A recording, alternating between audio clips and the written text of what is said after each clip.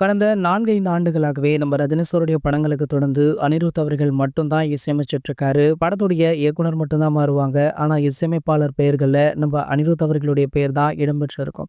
இனிவரும் படங்கள்லயுமே அனிருத் அவர்கள் தான் இசையமைப்பார் அப்படின்றத திட்டவட்டமாகவே ரஜினிகாந்த் அவர்கள் அண்மையில நடந்த விழாக்கள்ல கூட மேடையிலேயே சொல்லிட்டாரு. அந்த அளவிற்கு அனிருத்தும் ரஜினி அவர்களுமே ஒரு நல்ல பாண்டிங்ல இருக்காங்க. இந்த நிலையில பாத்தீங்கன்னா தற்போது ரஜினி சார் கூலி திரைப்படத்துல நடிச்சிட்டு இருக்காரு. இந்த படத்துல கூட நம்ம அனிருத் அவர்கள் தான் இசையமைக்கிறாரு. ரஜினி சாருக்குன்னு ஸ்பெஷலாக இந்த படத்துல மொத்தம் 6 பாடல்கள், 4 பீஜியம்கள் இருக்கா.